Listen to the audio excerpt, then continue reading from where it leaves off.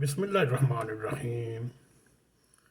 میرے عزیز دوستو، آپ سب کو N.a.q TV4 پر خوش آمدید۔ میرے عزیز دوستو، آج ہم اس عظیم ہستی کے نام پر پروگرام کر رہے ہیں۔ اس ہستی کو عربی میں ماں کو کہتے ہیں اور سے امت بنتی ہے۔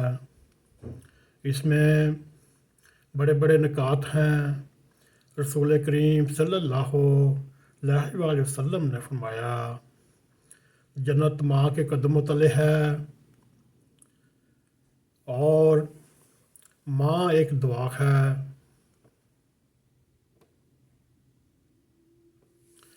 جو ہر وقت رب رحیم کے آگے اپنا دامن پھیلائے رکھتی ہے اور قدم قدم پر ان کی حفاظت کرتی ہے، اور خدا نے اس کو عظیم تر ہونے کی پہچان اس طرح کرائی کہ اس عظیم ہستی کے قدموں تلے جنت رکھ دی۔ اب جس کا جی چاہے وہ اس جنت کو حاصل کر سکتا ہے، اس کی خدمت کر کے، اس سے محبت کر کے، اس سے عزت و احترام دے کر، ہر رشتے جو خود غرضی پر منحصر ہوتے ہیں، مگر ماں کے رشتے میں کبھی بھی خود غرضی شامل نہ رہی۔ میرے عزیز دوستو، ماں ایک ایسا رشتہ ہے جو دنیا میں سب سے زیادہ پرخلوص ہوتا ہے۔ اس کی زندگی کا محور صرف اور صرف اس کی اولاد ہوتی ہے، اور اولاد کی تربیت کرنا ہوتی ہے۔ دنیا کے کسی کونے پہ بھی چلے جائیں، ماں کی دعائیں سائے کی طرح آپ کا پیچھا کرتی رہتی ہیں، اور اس عظیم تر ماں کی دعاؤں سے بڑی مصیبت بھی ٹل جاتی ہے۔ وہ بے قرار ہو کر عرش کو ہلا بھی دیتی ہے۔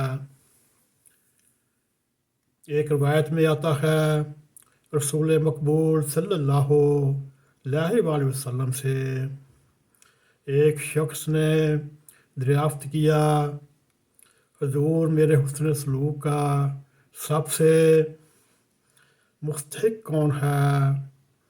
آپ صلی اللہ علیہ وآلہ وسلم نے فرمایا، تیری ماں۔ پھر پوچھا، آپ صلی اللہ علیہ وآلہ وسلم نے فرمایا، تیری ماں۔ اس نے عرض کیا، پھر کون؟ آپ صلی اللہ علیہ وآلہ وسلم نے فرمایا، تیری ماں۔ 3 دفعہ آپ صلی اللہ علیہ وآلہ وسلم نے فرمایا ماں۔ چوتھی بار پوچھا تو پھر آپ صلی اللہ علیہ وآلہ وسلم نے فرمایا، تیرا باپ۔ اسلام میں ماں کی نافرمانی کو بہت بڑا گناہ قرار دیا، کیونکہ ماں وہ ہستی ہے جس نے 9 مہینے اپنی کوکھ میں رکھتے ہوئے اور خون جگر پلایا، اور جب بچے پر پیدا ہوتے اور بچے کو دودھ پلا پلا کر پالا پوسا، اس کے آرام کا سوچا خود ٹھنڈے بستر پر سوتی۔ میرے عزیز دوستو، ماں ہر راحت قربان کی، اپنا ہر رام ترک کیا، اور اپنی ہر خواہش نثار کر دی۔ اسی طرح ایک شاعر نے یوں کہا، ماں کا چہرہ اتنا حسین ہوتا ہے، تسبیح کے دانوں کی طرح میں اسے پیار سے دیکھتا۔ وہ عبادت میں ہوتی، ماں عظیم تر ہوتی۔ دنیا عالم میں مختلف زبانوں میں ماں کا ورثہ، زبان کا ادب جو الفاظ میں تخلیق کیا گیا، اس کے بلند مقام کا ستارہ اور ماں سے عقیدت و محبت حسین اظہار ہے۔